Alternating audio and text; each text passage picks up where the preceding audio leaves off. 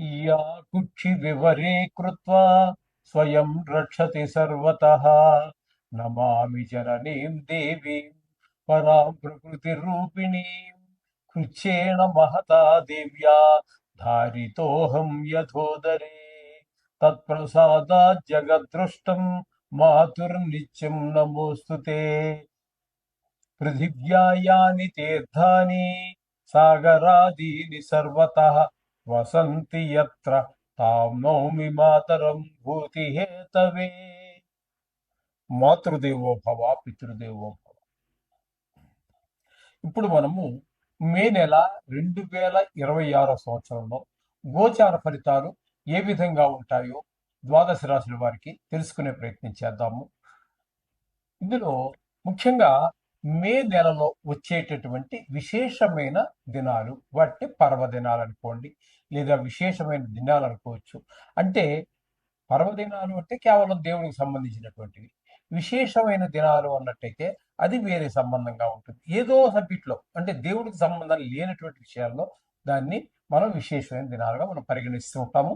ఇక్కడ మే నెలలో వచ్చేటటువంటి విశేష దినాలు, పర్వదినాల గురించి ముందుగా తెలుసుకుందాం. ఈ 1వ తారీఖు, మే 1వ తారీఖున దీన్ని మే డే అంటారు. మే నెలలో వచ్చేటటువంటి మొదటి రోజుని మే డే అంటారు. ఇది ప్రపంచవ్యాప్తంగా జరిగేటటువంటి ఒక పండగ.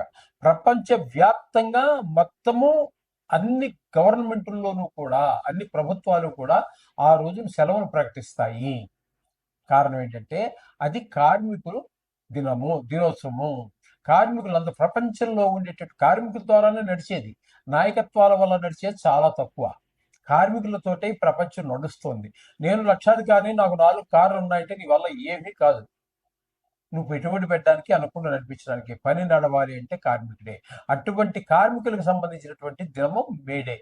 వాళ్ళకి పండగ చేయవలసిందే ఖచ్చితంగా, అసలు వాళ్ళకే చేయాలి.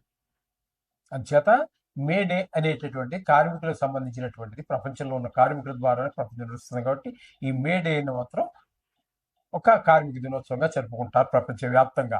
ప్రపంచవ్యాప్తంగా జరిగేటువంటి పండుగ మరొకటి లేనే లేదండి ఈ మే డే తప్పితే. అంచేత ఖచ్చితంగా చేసుకోవాలి. ఓకే, ఇక 4వ తారీఖు 5వ నెలలో డొల్లు కర్తరి అంటారు. కార్తరి అంటే మనకి కృత్తిక నక్షత్రం వచ్చేటటువంటి ఏ నెలలో వస్తుందో దాంట్లో ఆ కృత్తిక నక్షత్రం దాన్ని కర్తరి అంటారు. అది బాగా చైత్రం వైశాఖంలోనే ఎక్కువగా వస్తూ ఉంటుంది. కాబట్టి ఇక్కడ మీకు ఏమవుతుందంటే మామూలుగా వేసవకాలం ఎప్పుడు కూడా మనకి వైశాఖం, చైత్రం, వైశాఖం, ఆషాఢం ఇక్కడ వరకు ఉంటూ ఉంటుంది బాగా ఎక్కువగా. ఇక్కడ మనకి ఈ డొల్లు కర్తరి అనేటటువంటి దానిలో ఎండలు బాగా తీవ్రంగా ఉంటాయి. అప్పుడు అటువంటి సమయాల్లో మట్టి సంబంధించినటువంటి అంటే పొలం పనులు కానీ, లేదా చెక్కకు సంబంధించినటువంటి పనులు కానీ చెయ్యరు. ఇది ఒక నిషిద్ధం ఉంది ప్రపంచవ్యాప్తంగానే. అంటే మనం ముఖ్యంగా మన హిందూ దేశంలో, దేశవ్యాప్తంగా ఈ కర్తరిలో అంటే ఇప్పుడు మనకి భారతదేశంలో మనకి కర్తరి వేసవకాలం, కొన్ని దేశాల్లో ఇది చలికాలం కూడా అవ్వచ్చు. అంచేత అందరికీ లేదండి. మన భారతదేశంలో జరిగేటటువంటి విషయాల్లో దీన్ని డొల్లు కర్తరి అంటారు. మట్టి పనులు, చెక్క పనులు చేయరు. దాని తర్వాత అదే కర్తరి ఉండంగానే దాన్ని మనం నిజ కర్తరి అంటే మరింత తీవ్రత అవుతాయి. ఎండలు తీవ్రం బాగా ఎక్కువ అవుతాయి అనమాట. 11వ తారీఖు నుంచి ప్రారంభమవుతుంది, అక్కడ వరకు అలా. 12వ తారీఖు మహానుభావుడు ఆంజనేయ స్వామి వారి యొక్క జయంతి. దీని గురించి కాంట్రవర్సీలు ఉన్నాయనుకోండి. మా తిరుపతిలో పుట్టాడని ఒకడంటే, మా ఏజ్లో పుట్టాడని ఒకడంటే, మరొక దగ్గర అంటే కిష్కిందలో పుట్టాడని మరొకడంటే, అనేక రకాలు ప్రతి విషయంలోనూ కూడా గతించి బాటును. ఇప్పుడు ప్రస్తుతం నడుస్తున్న దాని మీద మనకి కాంట్రవర్సీ ఉండదండి. గొడవలు ఏముంటాయి, అందరికీ కళ్ళ ముందు కనబడుతూ ఉంటుంది. జరిగిపోయిన దాని మీద నలుగురు 4 అభిప్రాయాలు. అక్కడికి వాడు వెళ్ళి చూసింది లేదు, వీడు వెళ్ళి చూసింది లేదు, నేను చూసింది, ఎవరు చూసింది లేదు. కాబట్టి నలుగురు దగ్గర 4 అభిప్రాయ భేదాలు వస్తూ ఉంటాయి. అంత మాత్రం చేత మనం దేవుని తక్కువ చేయవలసిన పని లేదు. ఒకవేళ ఆ ప్రాంతంలో వాళ్ళు దాన్ని నవ్వితే ఆ ప్రాంతంలో ఆ రోజున వాళ్ళు చేసుకోండి ఆ పండుగను. ఈ ప్రాంతం వాళ్ళు ఈ రోజు చేసుకుంటారు. ఈ విధంగా ఉంటుంది. ఇకపోతే 14వ తారీఖున ఇంచుమించుగా 14-15 తారీఖుల్లోనే ఇప్పుడు కూడా రవి సంక్రమణం జరుగుతూ ఉంటుంది. ఒక రాశి నుంచి మరొక రాశిలోకి జరుగుతూ ఉంటుంది. ఈ విధంగా 14వ తారీఖున మనకి వృషభ రాశిలో ప్రవేశిస్తూ ఉన్నారు సూర్య భగవానుడు. ఇక ప్రతి నెలలోనూ కూడా వచ్చేటటువంటి మాస శివరాత్రి. ఆ మాస శివరాత్రి 18వ తారీఖు చాలా పరమ పుణ్యమైనటువంటి, పవిత్రమైనటువంటిది.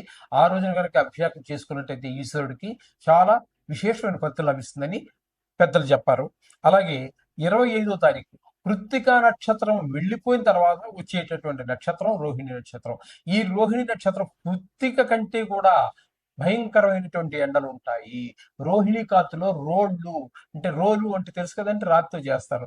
అటువంటి రాళ్ళతో చేసినటువంటి రోడ్లు కూడా పగిలిపోతాయి అని అంటే అంత తీవ్రంగా ఉంటుందని చెప్పడం కోసం రోహిణి కాతులో రోడ్లు కూడా పగిలిపోతాయని ఒక పెద్ద ఒక సామెతగా ఉంది. రోడ్లే పగిలిపోతే మనం ఉంటామండి. భరించడం చాలా కష్టము అనే ఉద్దేశంలో ఆ మాట అన్నారు. అది. ఇకపోతే 17వ తారీఖు నుంచి ఈ నెలలో వచ్చే విశేషం ఏంటంటే, ఈ మే నెలలో అధిక జ్యేష్ఠ మాసం వస్తుంది. 4 సంవత్సరాలకు ఒకసారి మనకి తెలుగు అదే మొత్తం భారతదేశంలో అధిక మాసం ఒకటి వస్తూ ఉంటుంది. వచ్చేటటువంటి కొద్దిపాటి చిన్ని బిట్లన్నీ మిగిలిపోయినవన్నింటినీ కలిపి వీటిని లెక్క సరిచేయడం కోసం అని చెప్పేసి 4 సంవత్సరాలకు ఒకసారి మనకి అధిక మాసంలో ఒకటి వస్తూ ఉంటుంది. అధిక మాసంతో లెక్కంతా కరెక్ట్గా సరిపోవాలి. ఇంకా ఏ ఇంగ్లీష్ క్యాలెండర్ కాదు, మరి ఏ క్యాలెండర్ తీసుకోండి ప్రపంచంలో, ఇలాంటిగా విశేషంగా ఒక అధిక మాసం వచ్చి మొత్తం 365 రోజుల్ని సరిపెట్టేటటువంటి పద్ధతి వేరే ఏ మతంలో కానీ, ఏ మతం యొక్క పంచాంగాల్లో కానీ లేదు.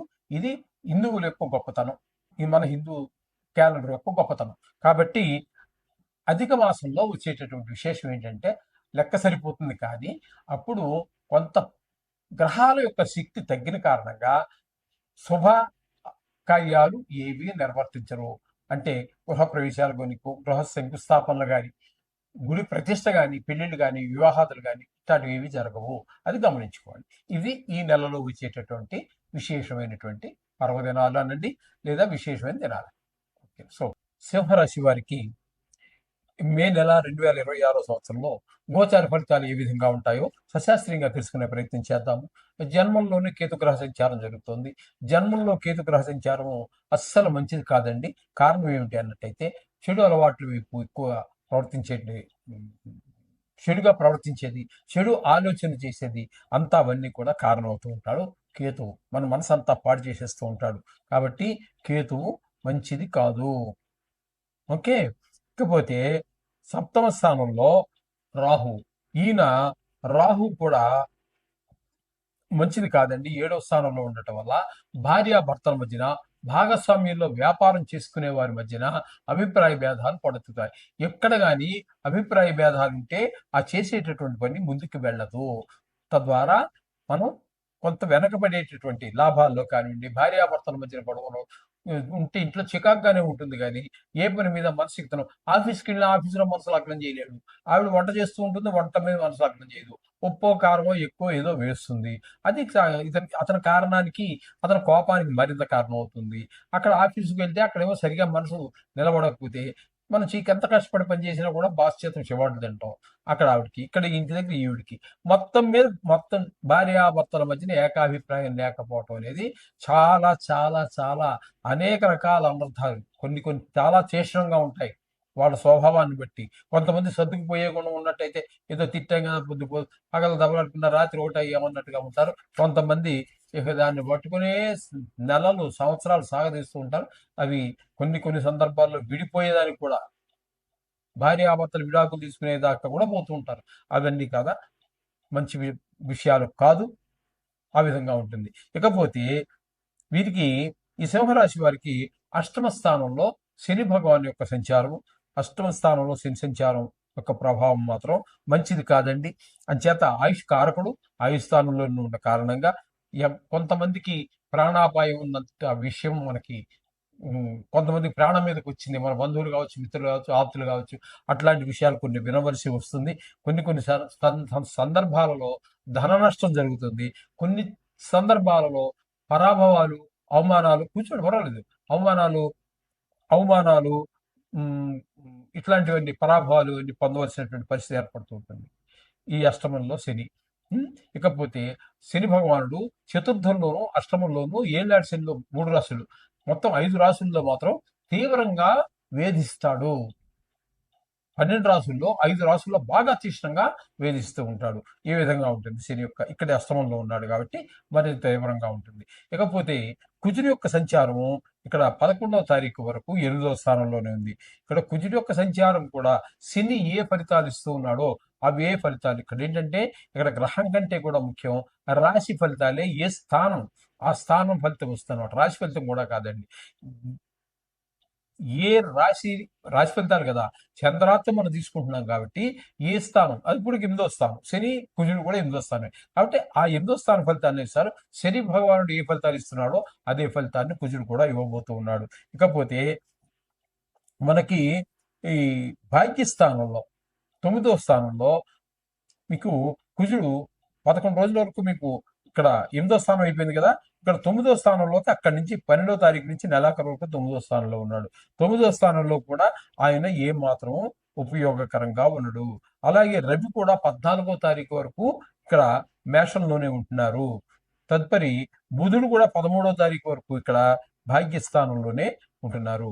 ఈ భాగ్యస్థానంలో ఉన్నటువంటి కుజుడు 12వ తారీఖు నుంచి 31వ తారీఖు వరకు, రవి 14 నుంచి నెలాఖరు వరకు, బుధుడు 13 వరకు అక్కడ ఉంటున్నారు. ఈ భాగ్యస్థానంలో ఉన్నటువంటి ఈ 3 గ్రహాలు కూడా ఒకటే ఫలితం. ఏంటది?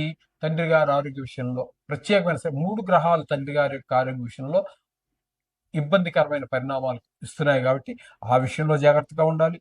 గుళ్ళు గోపురాలు దైవభక్తి ఇటువంటి వాటి విషయాల్లో అవన్నీ మనకి జీవితంలో ఒక చిన్న పార్టే కానీ ఏదైనప్పటికీ మన కష్టానికి బాగుందని చెప్పుకునే అవకాశం లేకుండా కొన్ని ఇబ్బందులు పడేవాల్సిన పరిస్థితుంది.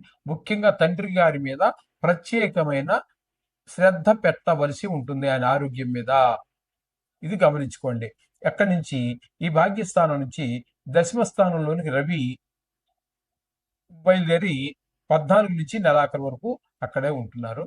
ఈ దశమ స్థానం ఎప్పుడైతే అయిందో దశమ స్థానంలో రవి యోగకారకుడే, రవి యోగకారకమే అవుతోంది. రవి యోగకారకం 10వ స్థానంలో ఎప్పుడు కూడా 10వ స్థానంలో రవి గోచార రీత్యా మంచి యోగాన్ని ఇస్తారండి. ఉద్యోగార్థులకు ఉద్యోగం వచ్చేటువంటి అవకాశం ఉంటుంది. ఇలాగ ఉంటుంది. ఇకపోతే శుక్రుని యొక్క సంచారం తీసుకున్నట్టయితే శుక్రుడు 14వ తారీఖు వరకు ఇక్కడ దశమ స్థానంలో ఉంటారు. ఈ దశమ స్థానంలో ఉన్నటువంటి శుక్రుడు మంచి ఫలితాలు ఇస్తారు. అక్కడి నుంచి 11వ స్థానంలోకి వచ్చిన తర్వాత నెలాఖరు వరకు ఉంటారు. శుక్రుడు మీకు పూర్తి అనుకూలుడే. శుక్రుడు మంచి మీకు అనుకూలమైన ఫలితాలు ఇస్తూ ఉన్నారు. ఇక బుధుడు 13వ తారీఖు వరకు మీకు భాగ్యస్థానంలో ఉంటున్నారు. అక్కడ అనుకూలమైన ఫలితాలు ఇవ్వరు కానీ అక్కడి నుంచి ఆయన కూడా నెలాఖరి వరకు 10వ స్థానంలో ఉంటున్నారు కాబట్టి బుధుడు కూడా మీకు అనుకూలమైన ఫలితాలే ఇస్తున్నారు. అంటే ఇవన్నీ పార్షియల్గానే వస్తూ ఉన్నాయి ఇక్కడ మీకు. ఇకపోతే గురువు ఏకాదశిలో ఉన్నారు కాబట్టి గురువు చాలా మంచి ఫలితాలను ఇవ్వబోతున్నారు. నెలంతా కూడా మీకు గురువు ఏకాదశి స్థానంలో మంచి ఫలితాలు ఇస్తూ ఉన్నారు. శుక్రుడు అలాగా మంచి ఫలితాలు ఇస్తూ ఉన్నారు. కాబట్టి ఇక ఈ స్థానంలో మనకి ఏ గ్రహం లేదు, అది ఒక మన అదృష్టంగా భావించుకుందాము. ఇక్కడ మొత్తంగా మనం ఈ సింహరాశి వారికి చెప్పాలి అన్నట్టయితే మనకి రవి అనుకూలంగా ఉన్నారు పార్షియల్గా, అంటే 10వ స్థానంలో ఉన్నప్పుడు కొంత అనుకూలంగా ఉన్నారు. ఇంకా శుక్రుడు పూర్తి నెలంతా కూడా పూర్తి అనుకూలంగా ఉన్నారు. బుధుడు అనుకూలంగా ఉన్నారు. గురువు కూడా ఏకాదశిలో ఉండి పూర్తి అనుకూలమైన ఫలితాలు ఇస్తున్నారు. కాబట్టి ఇక్కడ 4 గ్రహాల యొక్క కొంత కొంత భాగమైన నెలలో అనుకూలమైన ఫలితాలే ఉన్నాయి. గురువు మాత్రం పూర్తి అనుకూలంగా ఉన్నాడు. అలాగే శుక్రుడు పూర్తి అనుకూలంగా ఉన్నాడు. కాబట్టి గురువు కొంత పాక్షికంగా అనుకూలమైన ఫలితాలు ఇస్తూ ఉన్నారు. కాబట్టి ఈ గ్రహాలన్నీ కొంతవరకు ఈ సింహం వారికి బాగుందని చెప్పుకోవచ్చు. ఏదేమైనప్పటికీ కూడా కొన్ని గ్రహాలు ప్రతికూలంగా ఉండనే ఉంటాయి.